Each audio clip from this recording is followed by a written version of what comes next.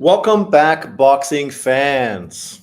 So, yes, I got some new graphics for my StreamYard. Obviously, it's a process trying to learn new things, but we will test it out and see how it goes. Thanks for jumping in, everyone. Obviously, today is, or this week is going to be one of those unusual weeks where we get boxing during the week. And for me, that's great. Chinese New Year started today, so I'm not working. Obviously, tomorrow I'm going to be sitting at home, chilling like a villain as well. So it's great news that I have something to do in the morning, watch boxing. And I made a video earlier today talking about this, but I just wanted to get other people's opinions, talk about what was going to happen, what people's predictions were, and other boxing conversations. So before we get into this whole Lopez Ortiz fight, let's just talk about some of the news that has dropped over the last few days. It's been confirmed that Better BF and Bivol will be happening in June in Saudi Arabia. And that's great news. This is a fight we've been looking forward to for a long time. Undisputed light heavyweight world champion, 2 pound for pound top fighters. This fight is very reminiscent of Bud Crawford versus Errol Spence, right? 2 pound for pound top fighters fighting for domination of the welterweight division. Obviously, both of those guys were American, but outside of that, this is no different. This is 2 pound for pound fighters fighting for domination of the light heavyweight division. They're both Russian. So, outside of their ethnicity, there's no difference.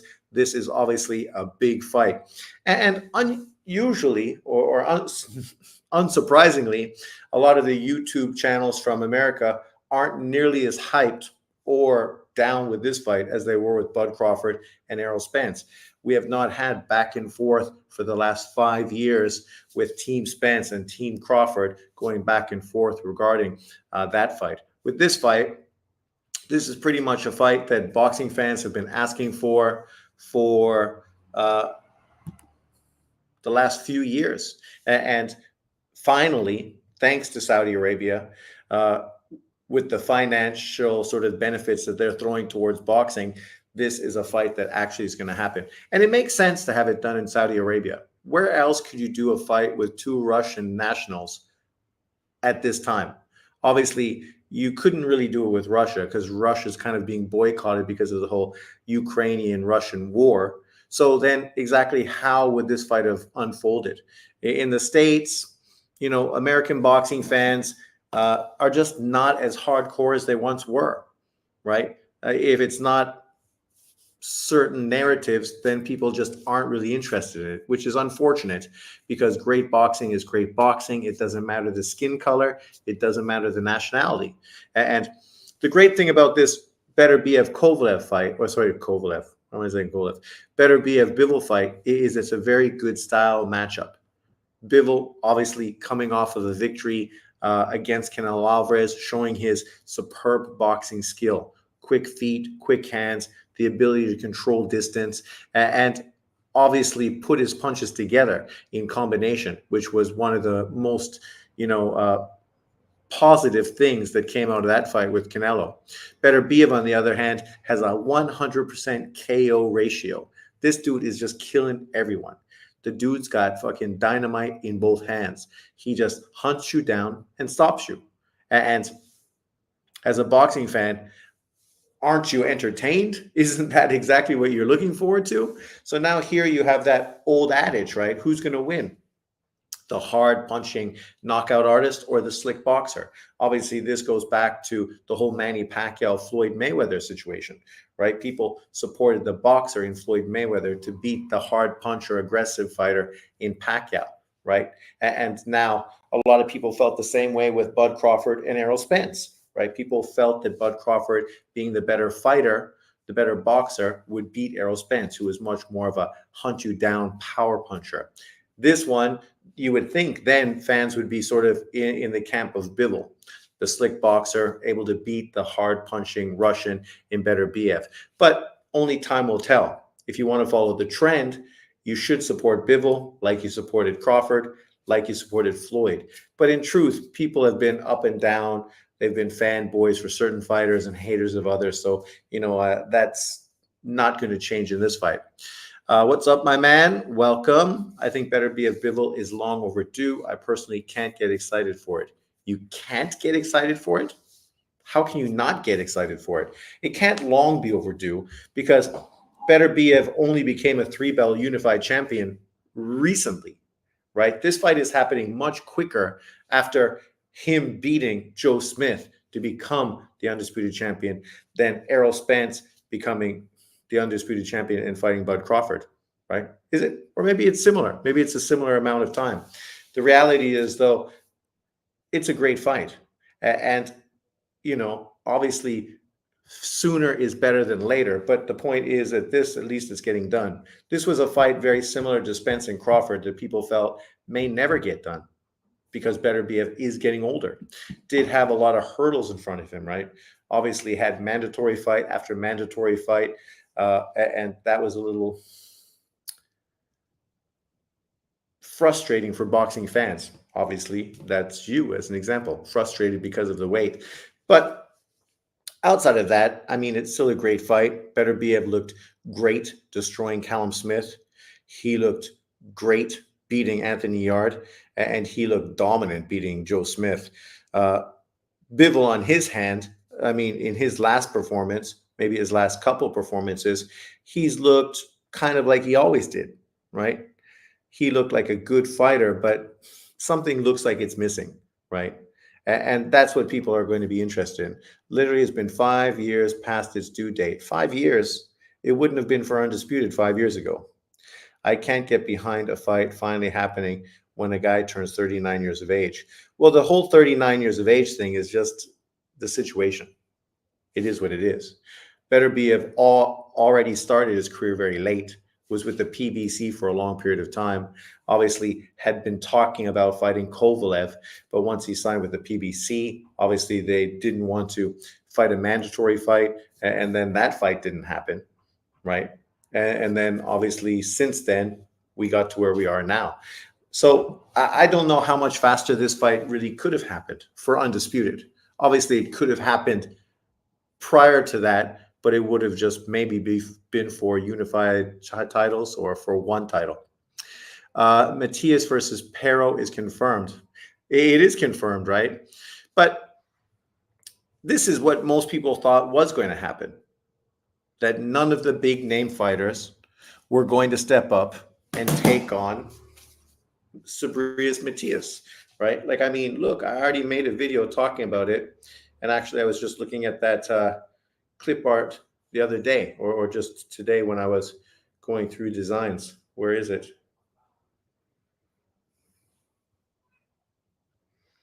So this is a fight that's hard to get excited about because, first of all, who the hell is Liam Pero?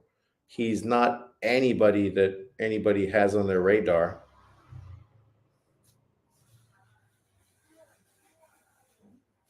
Yeah, look, there we go. I already made that video talking about who is going to step up and take on this fight. And as you can see here, none of those fucking guys have stepped up. Not Lopez, not Ryan, not Tank Davis, not Rolly Romero, not Devin Haney. None of them. Liam Pero, Australian. If you put that on the undercard of Lomachenko versus Kambosos, that would be great, right? That would be a great undercard fight for the Lomachenko Kambosos fight. But it's not the kind of fight you can get excited about. Liam Pero is just another mediocre opponent that Sabrio Matias is fighting. So people would expect him to destroy him the same way he's destroyed everybody else. And when he does that, how much praise are you going to give him? Limited. The only good thing about it is this is going to be part of Matchroom to Zone, right? So he is crossing over from the PBC, going to Matchroom into Zone, meaning that this is kind of a, here you are, a freebie fight for joining us before we put you in tough down the road. Who cares about Undisputed as long as it's the best versus the best? Who cares about the belts? Well, Quinton, not caring about the belts ruins the whole legacy of boxing. The whole point of Undisputed is you're getting the best versus the best. You're literally getting one champion in the division, right? You don't have any of this bullshit with the four belts going on, all of this playing off of one another, none of this platform promotional type of crap, controlling one belt and not wanting to fight unification fights because you don't want to deal with other promotional companies. You get one champion, there is one, and there's one promotional company in control. If you want the fight, you got to cross over, fucking make the fight. If not, you become an island on your own, right? And unless you're a Tank Davis, it's not benefiting you because you're not going to build up your name. You're not going to build up your fan base. You're not going to get paid the way you should. So people that don't want to focus on the belts, it's not the belts you don't want to focus on. It's the politics of the belts. And I agree with that part of it. Matias versus Pero, 2 prime fighters. Quinton, who the fuck is Liam Pero? I bet you've never even seen him fight before. Literally. You've never seen that guy fight. So how excited can you get? Matias versus any of the other world champions, that would be a fight worth making. That would be a fight that was interesting. Even some of the top contenders that are more well-known, who we've seen fight before, absolutely have. I doubt it. Tell me who you saw him fight. Quickly. Don't waste time. Don't look at the internet. Just tell me now. Absolutely 2 top guys in the division. Liam Pero, top guy. Is he even top 10? Really? I bet if I look on Ring Magazine right now, I will not see fucking Liam Pero. Oh, fucking Love. Love is a fucking bum who just fucking lost recently as well. So that's the only fighter you saw him against. Love. Montana fucking Love. That's nothing to get too excited about. They won't fight him until he's 39 like Bivol did Better BF. Well, no. See, you're making a statement, but you're not being realistic. Better BF and his promotional situations and injuries have one reasons why he's now 39 years of age where he is. Things could have happened much faster. But when he was at PBC, they didn't want to deal with other promotional companies. And then he's consistently had injury after injury after injury after injury, right? And that's been the biggest problem, literally. Wow, now you trust ring ratings. What do you mean now I trust ring ratings? If I'm going to focus on any ratings in boxing, why wouldn't I focus on ring? Like you say, the belts don't matter. So then if the belts don't matter, I hope that you're not fucking using any sanctioning body rankings to determine who's a real fighter because you don't care about the belts. So how can you care about their rankings, right? Don't you see the hypocrisy in that? Maybe you don't, but there's a clear hypocrisy. Ring Magazine has no fucking champions except for a, Ring Magazine belt, which is ceremonial, not like legitimate. You don't have to win the title in the ring. It's just given to you if you've done what they feel you need to do. So he's injured, 39-year-old. Wow, perfect time to fight him. Quinton, you sound like you're pushing a narrative. The reality is you're pushing a fight that no one's going to watch. And you're hating on a fight that's for undisputed. Now ask yourself what your agenda is. You're saying the best fight the best. Nobody in boxing, nobody in fucking the world thinks that Liam Pero is one of the best fucking 140-pound fighters in boxing. Nobody. And a victory over fucking Montana Love definitely doesn't solidify anything. Yeah, I know Ring has a belt, but it's not a legitimate sanctioning body belt where you're paying sanctioning fees to get the belt. There's no political things for it as opposed to just them granting it to you when they feel you're the best. So it's ceremonial. What's up, Marcada?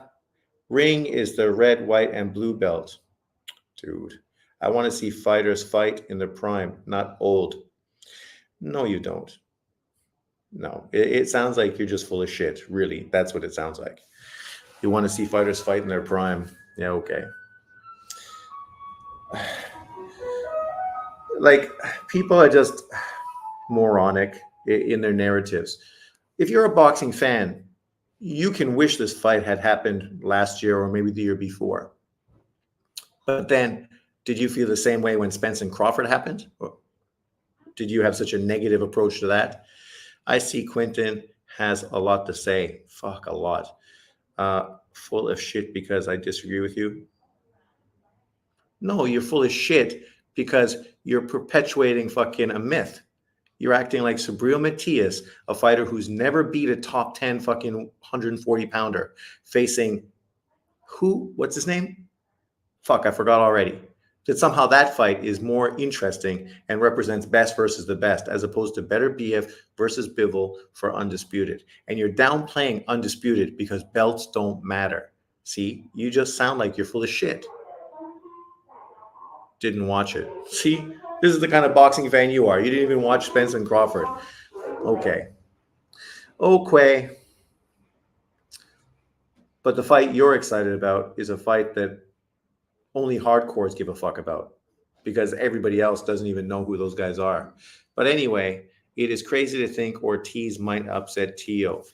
Well, it's not crazy. Ortiz is a solid fighter, right? Performed very well against Jamal Herring, did very well against Lomachenko. Obviously now is getting a big opportunity to face Lopez. Lopez, the biggest problem with him, as I talked about in my video the other day, was people don't trust him. They don't trust his mental sort of acuity. You never know if he's really fucking losing his mental, losing his shit, or if he's really focused on boxing. Obviously, coming off of the loss to Cambosis, people were like, fuck, man, what's wrong with this dude? Beating Taylor, now people are like, yeah, that's the guy I know. So the question is, who's going to be in the ring with Ortiz? And because people still feel that this is an issue, it's hard to predict, right? But as far as who the better fighter is, I'm predicting that Lopez stops Ortiz. Didn't watch Crawford Spence. That was another long fight overdue, and you can see me on BDA telling people not to buy it, right? A real boxing fan. The thing is, Teo turned hot and cold, yeah. Yeah, because casual are excited about Bivol versus Better BF, and you know who they are. Well, more people know who Better BF and Bivol are. Bivol fucking beat Canelo Alvarez, the face of fucking boxing. So, yeah, people are aware of who he is. He's beaten world champions. He's beaten top competition. Better BF obviously has beaten multiple world champions time after time after time. So show me the metrics, dude, whatever. What are you talking about? I can guarantee you the metrics for fucking Better BF and Bivol are going to be far better than fucking Subriel Matias versus Liam fucking Pero. Come on, man. Tell me what fight you're excited about. Is that the one fight? Is that the one fight in 2024 fucking that gets your juices flowing? Because if that's the case, Jesus Christ, why are we having this conversation except for you just to fucking be argumentative? So you don't care about the fight. Good. You don't have to care about it. But you are not one of the fucking real boxing fans, if that's your opinion. So Bivol is known because he fought Canelo. Never mind. Talking to you is like fucking talking to somebody's ex-wife. You're interested in Usyk and Fury. And you're talking about fights waiting too long to happen. Okay. Now you're kind of fucking exposing your fucking self. That fight's taken too long to happen. And fucking that fight doesn't even tell you it's going to be exciting because both of those fighters intrinsically are boring style fighters. So matching them up against each other could be a fucking snooze fest. Canelo Benavidez, great fight. For Undisputed. And you're going to fucking dick ride and fanboy Benavidez, I suppose. Yet the only two real fights he's had have been his last two fights. Prior to that, what has he done? Nothing. I have a feeling Quentin is Wester or one of those other guys. I wouldn't be surprised. Dudes just come with so much narrative. Like, if you're a boxing fan, why are you arguing about the first undisputed world fucking light heavyweight champion in fucking decades? Decades. The same reason to get excited about Usyk and Fury, first undisputed heavyweight champion since Lennox Lewis, is a reason to get excited about fucking Beterbiev versus Bivol for undisputed light heavyweight. Those are great fights. Nope, I got cash money on Nello. Cash money on Nello, but then you don't think Bivol's name built up because he beat Canelo. Why I can't find Ring Magazine? What? How did I get to PBC? Literally, look. I guarantee I wasn't writing fucking PBC on my phone. I don't know if I've ever wrote fucking PBC on my phone.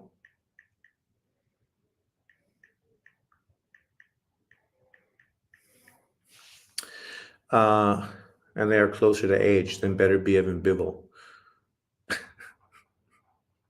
Well, no. There's probably a bigger difference between Benavidez and Canelo Alvarez than there is Bivol and Beterbiev. Check your math. Guarantee you. Show me where Bivol absorbed any of Canelo's fame. If anything, it wasted a whole year. Yeah, he did waste a whole year because after beating Zurdo Ramirez, he was definitely at a high point. You beat Canelo Alvarez, and then you beat the fucking behemoth cruiserweight fighter in Zurdo. That was your time to fucking fight Canelo Alvarez again. And I made videos saying that that was a stupid move on his part. He should have rematched Canelo for whatever fucking Canelo said done. He didn't do it. And I openly criticized him for it. Usyk and Fury. Oh my God. Who, outside of the legacy behind that fight, who really fucking cares? The reality of the situation is AJ versus Ngannou is going to put up bigger numbers than fucking Usyk and Fury. And that's a fight nobody was asking for. Fucking AJ Ngannou. But it's a fight that's going to put up way bigger numbers. So the light heavyweight rankings, let's see. Let me guess. Number 1, Beterbiev. Number 2, Dmitry Bivol. Okay. Now let's go check out the great 140-pound rankings. Just to put things in perspective.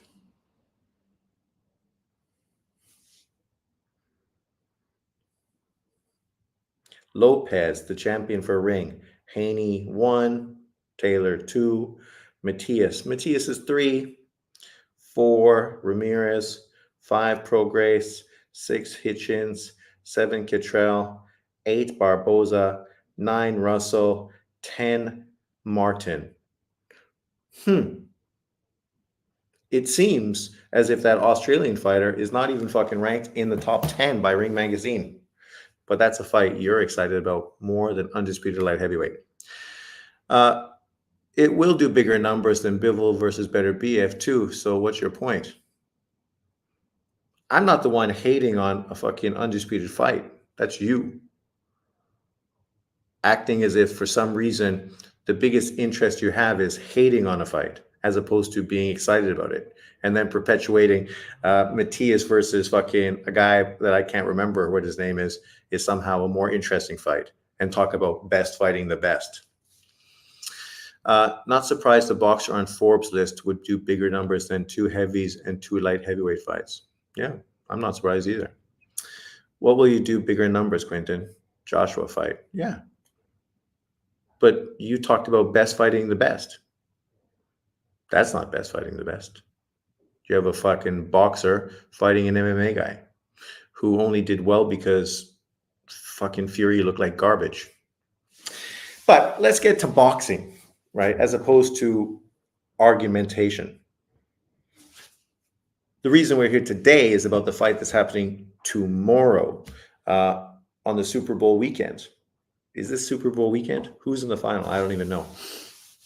Living in Taiwan, I'm kind of disengaged from American football and Canadian hockey. Sean, how come Purnell wasn't a 4-belt holder?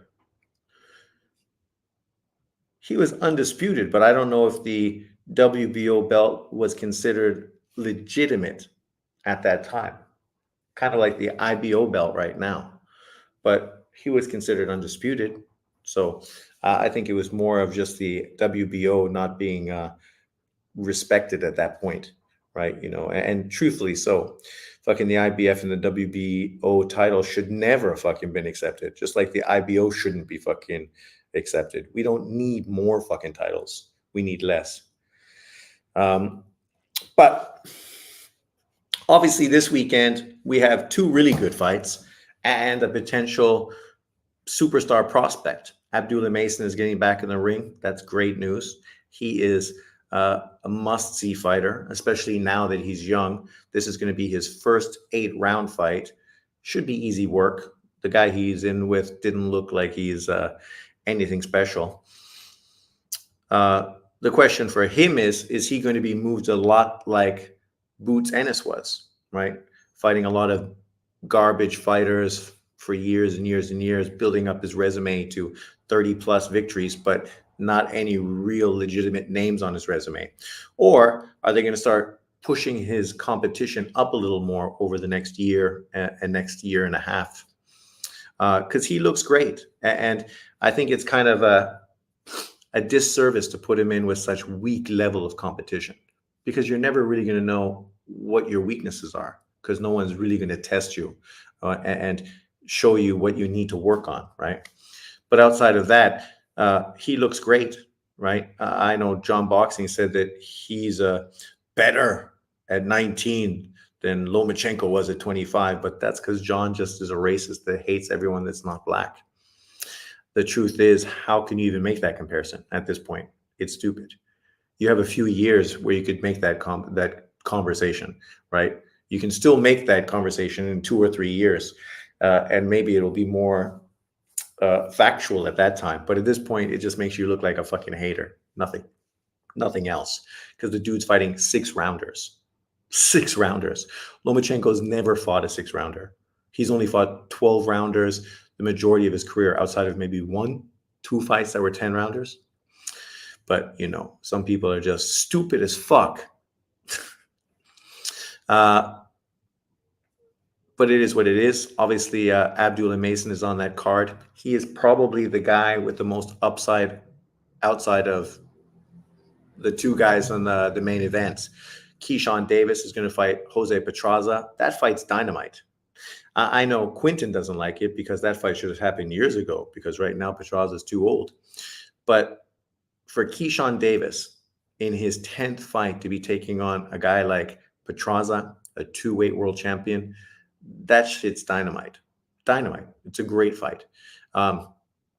This is the kind of fight that we're saying, you know, Boots and Abdullah Mason should have taken earlier, right? Fights that really test them. Petraza could beat Keyshawn Davis. He has the experience. He's been in with big name opponents. He's been in with the best in the game. Whereas Keyshawn Davis has not fought a top 10 opponent yet, right? And now you jump from not fighting top 10 opponents to fighting a guy like Petraza. A true test, and that fight should be really interesting. I'm excited about that for sure.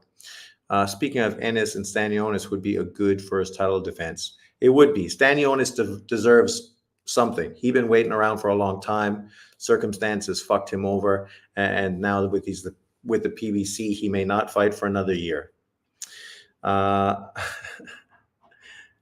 Anti-John Boxing fan here. That's because Lomachenko is a real fighter, Newton. Yeah, I know. That's my point. Davis wasn't even a pro yet. Nice narrative. What are you talking about? Davis wasn't even a pro yet. Pro when? What? There's no narrative. I'm praising Davis for taking on legitimate competition. So I don't know what narrative you're pushing.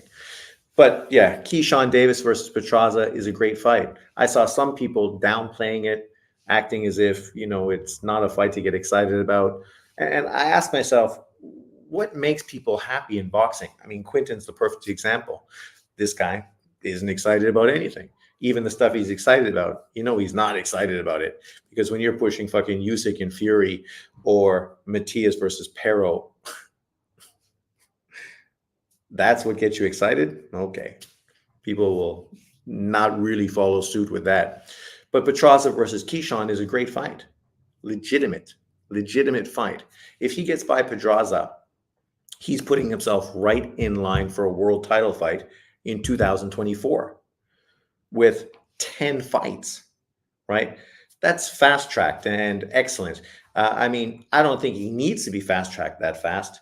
Obviously, when you're a young guy like him, as same as Abdullah Mason and others, it's more important that you're busy and you're fighting consistently. But I'm not the one pushing him. Obviously, he's getting a certain amount of money, making it hard to put him in with low-level opponents. Saying Petraza should have fought Keyshawn Davis years ago. Oh, God. Come on, man. I'm just mocking you. Everybody understands that. He wants a pro, wasn't a pro yet. Yeah, okay, whatever. Years ago, Quinton. Not really. One guy is old and the other is a middleweight at 135.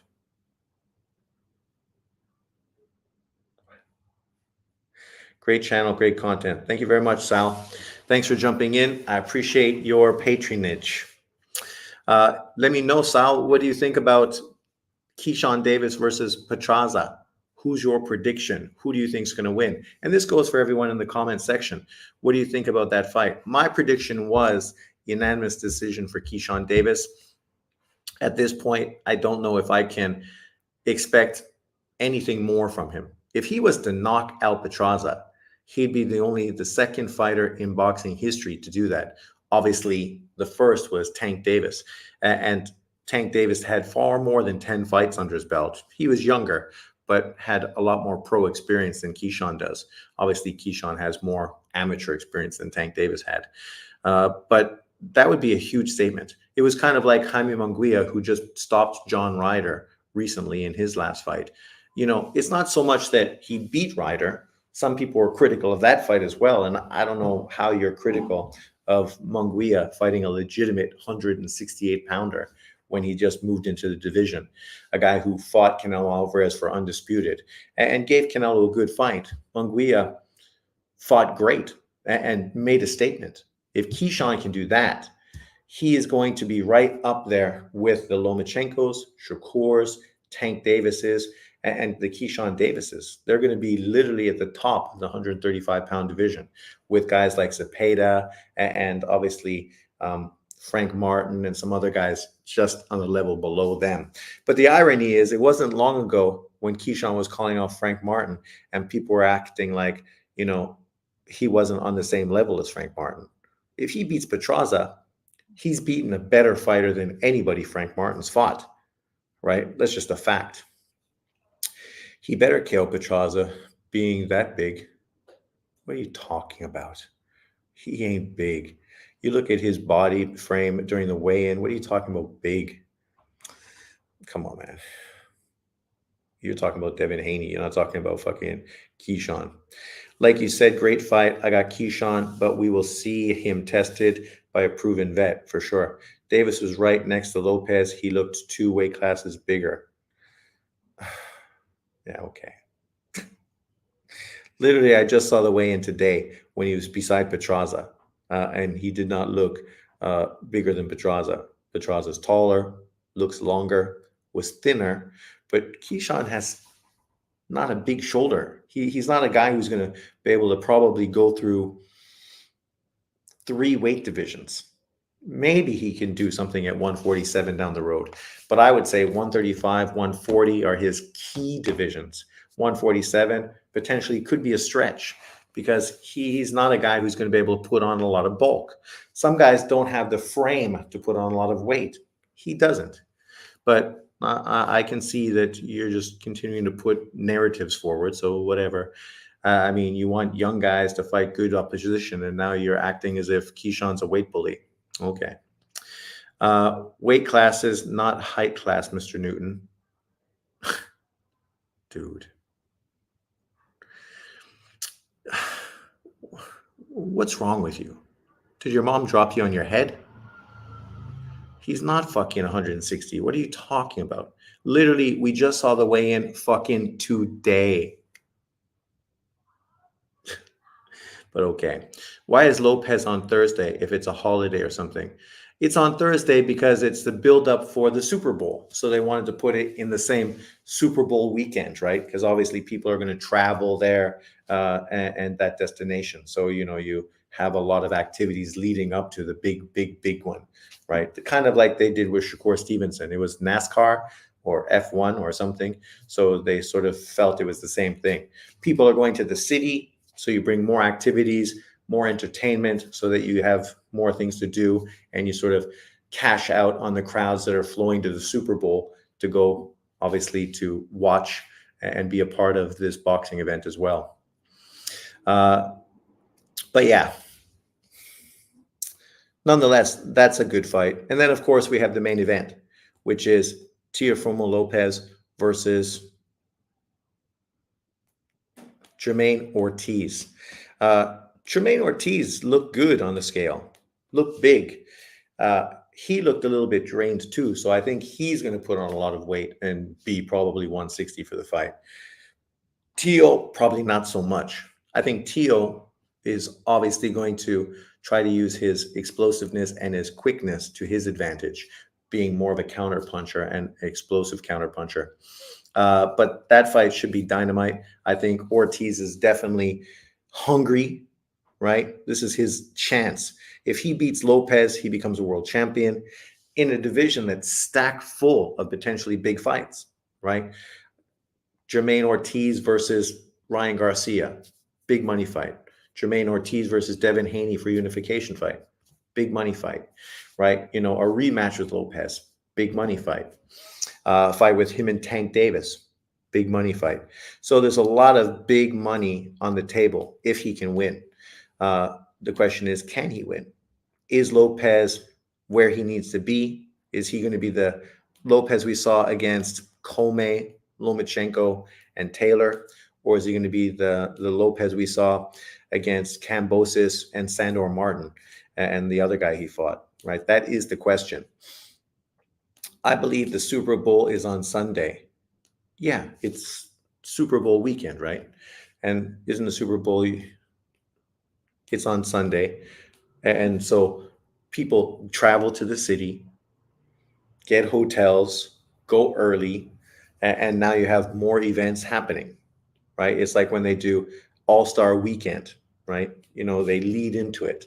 Caravana in Toronto. It's not just 2 days. They stretch it out, build up lots of events, lots of spin-off events and other things as well. Anui Neri is May. That's a banger. It is in May, and it is a banger. And more news that was popped out from a social media person from Japan. And obviously, a few people have already talked about this, so you may have seen it already. But if you didn't, let's just take a peek now. I reported about this already before, but nonetheless, it's good news if you're a boxing fan, and it's great news if you're an Inui fan. Inui said that he's going to be fighting 3 times this year.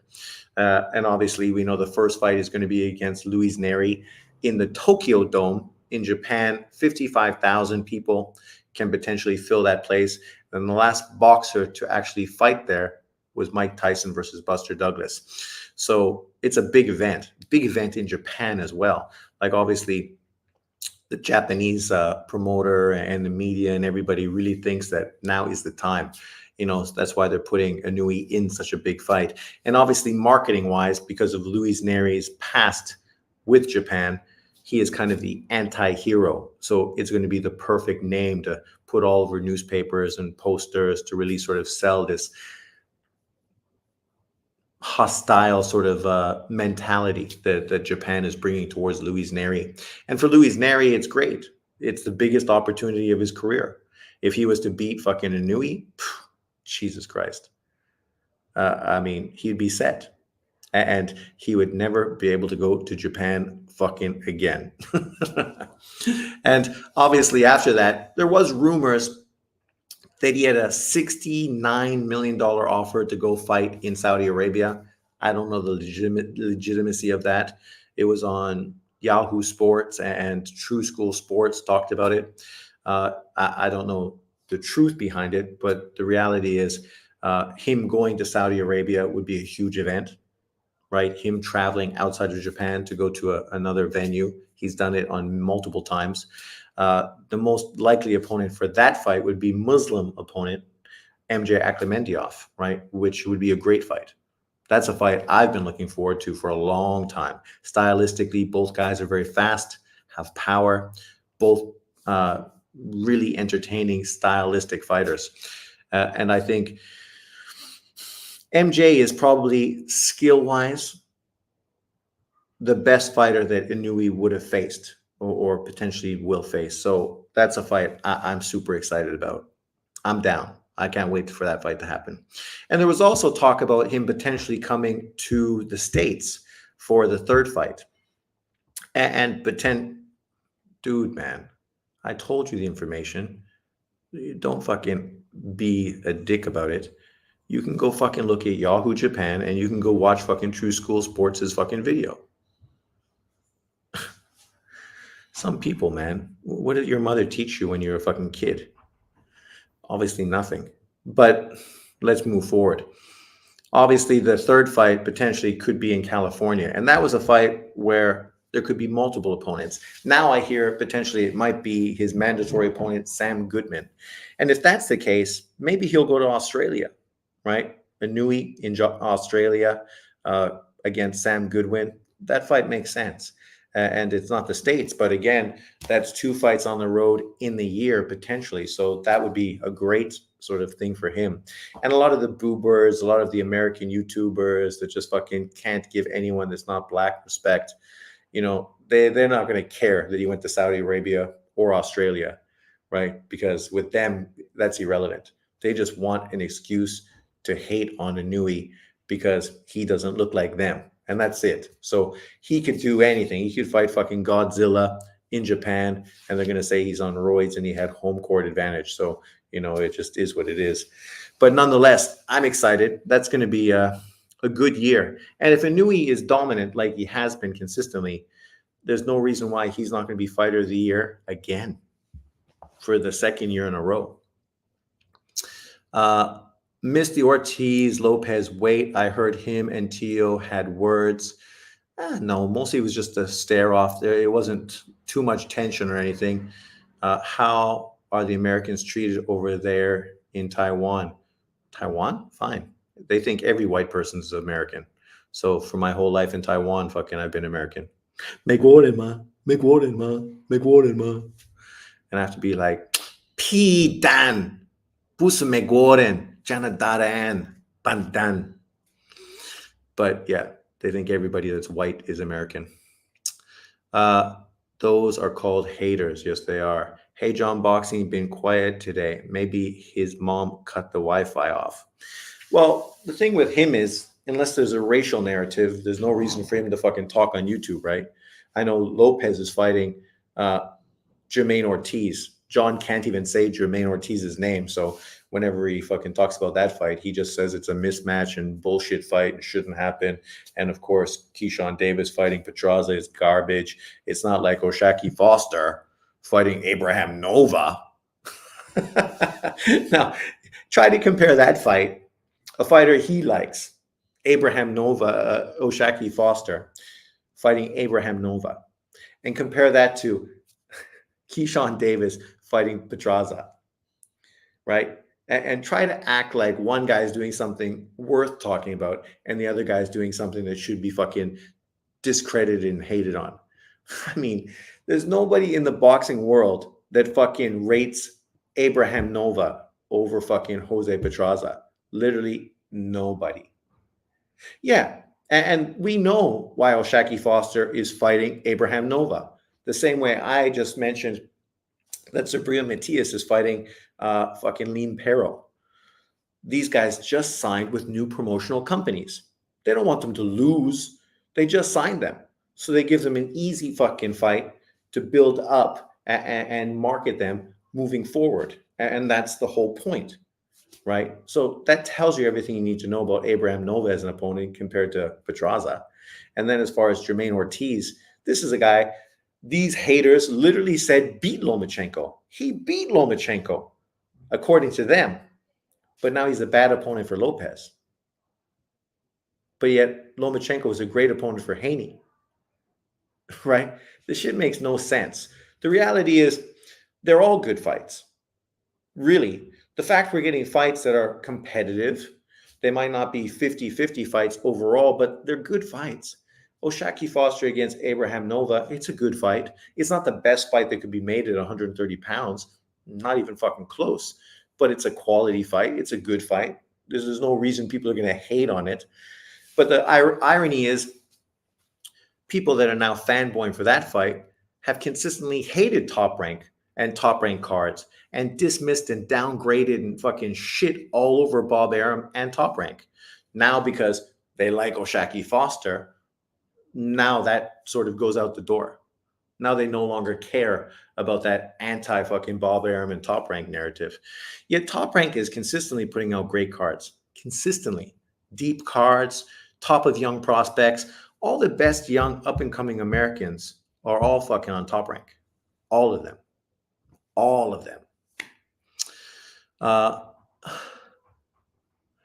Oshaki was losing his last fight to a nobody before he came from behind stoppage. And that's what I said. I mean, people hyped up that opponent, but that opponent was nobody, literally, and literally was beating him. He had to go to Mexico to defend his title against a nobody, right? So that's probably why he went to sign with the PBC, sign from the PBC to Top Rank, because just the way the PBC was treating him. But people act like, oh, it's racism. What do you mean? You fucking love Al Heyman, and he's great for black boxers. That's him. Give him his credit.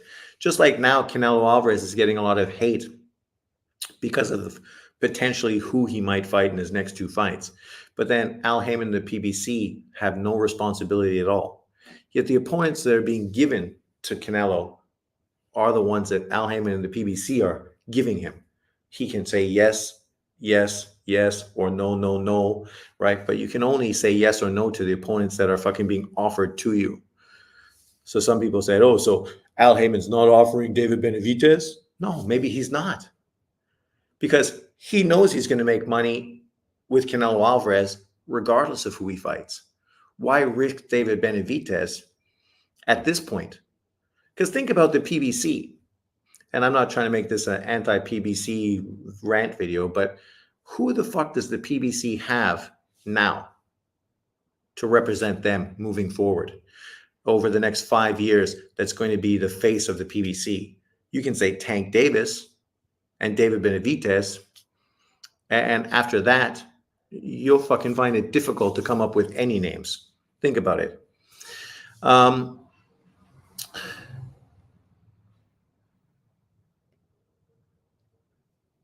Listening to what they say is listening to Fury, upcoming American weight bullies on Top Rank. How come your boy Roy is never on your live stream? I don't even know. Yeah, he's never in the comment section, right? I don't know. He's in England, so obviously I think time situations, right? Obviously that's probably the biggest thing.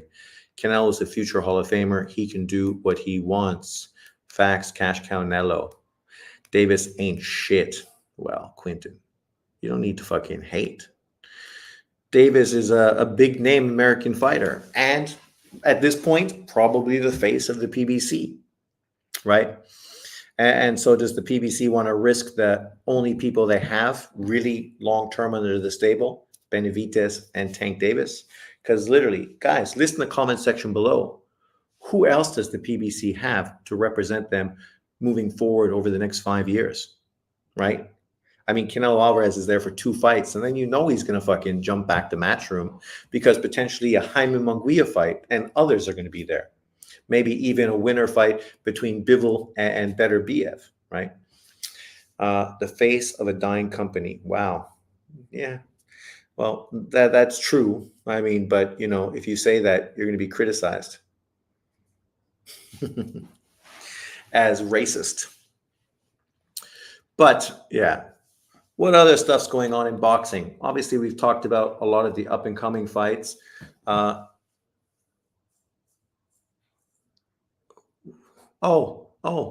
other news regarding the Better Biev and Bivol fight, and maybe this will make Quinton happy. the other selling part to that card is they're finally going to do what they've been talking about already, which is Matchroom versus uh, the other British fucking company. What is it? Well, I can't think of the name, but so they're going to have matchroom fighters in five divisions, or yeah, probably five divisions, face five fighters from the other division. So it's going to be a full cast UK versus UK mega dirty fucking scrap, and that's going to be interesting. The only negative is you're going to have to wonder who the fighters are. Anthony Yard fighting Callum Smith is being discussed as potentially one fight, but I think it'd be better if it was Anthony Yard versus Buatsi, right? But yeah, Matchroom, Queensberry, yeah. I think that's it's got a lot of intrigue to it. Obviously, for American boxing fans, they're not going to care because they don't really follow Matchroom fighters too much, and they don't even know who Queensberry is, or who the fighters are, or who the promoter is. But from Saudi Arabia, the biggest country that really follows boxing there is obviously the UK, which is primarily why UK boxers have primarily fought in the Middle East, not Americans. Because for Americans, obviously, it's hard to sell your fights when you're so far away. Boxing Librarian is in the house. I looked for your channel for a few weeks ago and couldn't find it. What the hell happened? John Boxing got my channel shut down, so I had to open up a new one. So here I am. Let the world know Sean Boxing is still here. But welcome in, brother. I'm glad you found your way. So what's your thoughts on the Teofirmo Lopez, Jermaine Ortiz fight and the undercard fight between Keyshawn Davis versus Jose Petraza? That's outrageous. I know. This is because I exposed him for his Anui hate, because he made a video prior to Anui facing Fulton saying that if Anui beat Fulton, Anui become his pound for pound number one fighter. And then obviously after that happened, and then obviously after he became undisputed, he ranked Anui number 6 on his pound for pound list and put Devin Haney at number 2 and made multiple videos trying to justify it and trying to downplay and disregard Anui, saying he's just chasing titles, right? So I went back and I exposed him by playing what he said prior to that, when he felt confident that Fulton was going to win, and just what a fucking hypocrite he was. And after that, he just went out of his way to close my channel. But I got to ask YouTube, hey, YouTube, how can I be accused of stealing somebody's content? Like, because there's fair use. These people that I use, they don't have their content under a company. It's just, free use. This person uses my image, my name, and my content, right? So, it's just funny that people are bitches, but it is what it is. You're also exposed him on virtually everything for years. I know. I gave your channel link to a guy earlier today. Thank you very much. It must be awake all night to watch fight and then go to work. Yeah, well, that's the problem. Hard recoil. Why? Where are you? Facts Hawker. That's the problem, right? Me living in Taiwan, a lot of channels that I would jump on and do things with, like BDA and others, obviously they do their shows at a different time. Usually I'm still in bed. I'd have to wake up at like 6 in the morning to jump on to the end of things. And, I barely can wake up to watch British telecasts, because usually that's the time they're on as well. Too early in the morning for me, unless it's a really big show. Usually I just sleep in and watch it afterwards. Between Jay Cotto and Sean, I'm surprised John Boxing is still even around, taking losses for 10 years. I know, eh? I'm going Teo on points and Keyshawn by late stoppage. Oh, opposite to me. I'm doing the difference. I got Teo late stoppage, Keyshawn on points. If Keyshawn stops fucking Petraza, that's huge. The only other fighter to stop Petraza was Tank Davis, right? That would be a huge statement for him. Peace, don't tell me you're a Joshua hater. He is a real fighter. Did exactly what a champion should do: win, lose, or draw. Who? Me,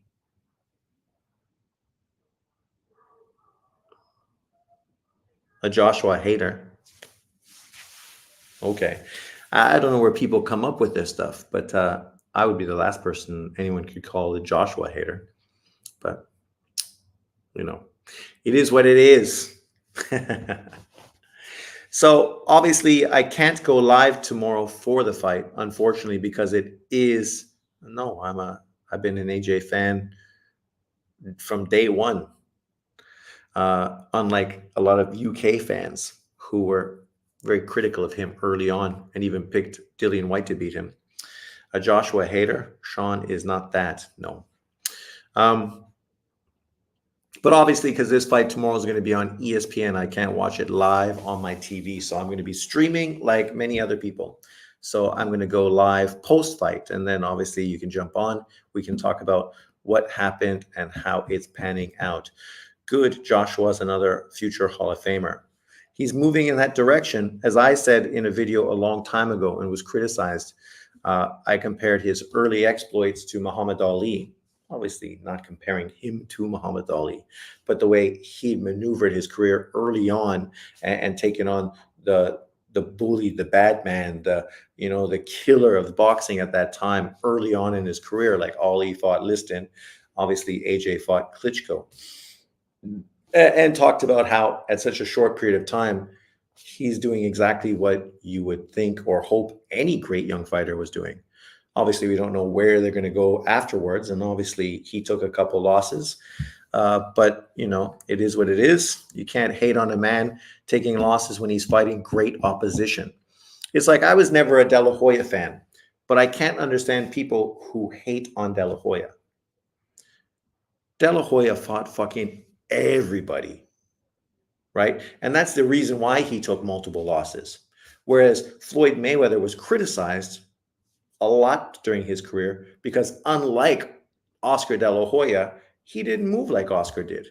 Oscar literally fought everyone, right? Stayed active, fought a lot, and took losses because he was taking on great competition.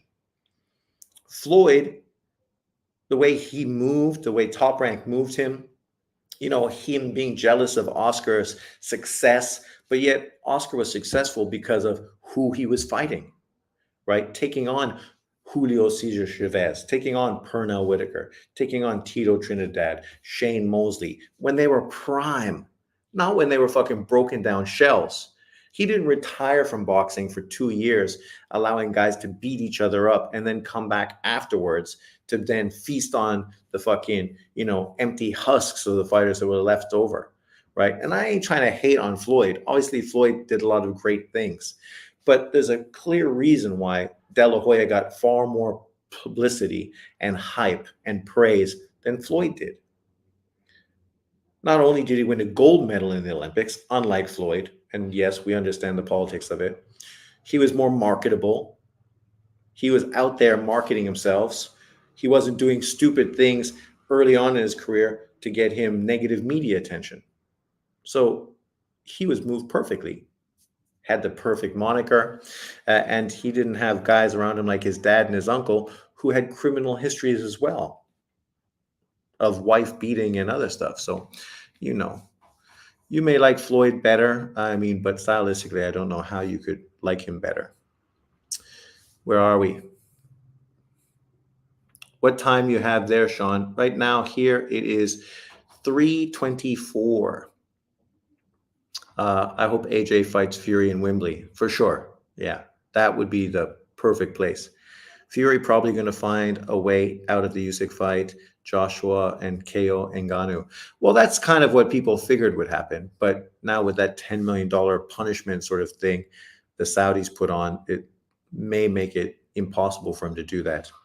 I would say I was an Oscar De La Hoya fan. I was never a De La Hoya fan. I thought Pernell Whitaker beat him, or fighting Hopkins at 160. Yeah, I mean, that's a big maneuver. Taking on Ike Quartey. Yes, Sean, De La Hoya fought who's who. Six-weight champion, 29 world title fights. Yeah, man. I mean, you took losses. I thought he lost to Felix Sturm as well, leading up to that B Hop fight. But you can't blame a man for doing what he should do, fighting the best, right? That's all you can ask people to do. Mayweather is very good in cherry picking. Tucker Carlson is going to interview Putin tomorrow. Really? Really? Where? I'd watch that. I'd love to see that. That'd be fucking. Putin's gonna let fucking Tucker Carlson interview him. Really? Fuck me. Really? Oh, man, I hope that's not the same time as boxing because I'd like to watch both of those things for totally different reasons. Uh, De La Hoya, Mayweather, please, Whitaker tap dancing after getting hit isn't winning. Whatever. You say that now because you never watched the fight live. You only watched the fight fucking post fight. So you were biased before you even went into the fight. I watched the fight live as a Pernell Whitaker fan. So I was biased for a completely different reason. I picked Quartet to beat Oscar. That's a huge interview. Huge. Fuck, man. I cannot believe that shit. It's going to be on X? Really? Fuck, man. Fucking Elon Musk is breaking the fucking internet. Breaking the internet. If he puts on an interview with Tucker Carlson fucking interviewing Putin, Jesus fucking Christ. I don't know if we've ever seen anything politically that big ever. I mean, ever. That shit's fucking giant. Giant. Brings me back to when I was a kid, when you had that Jewish guy who was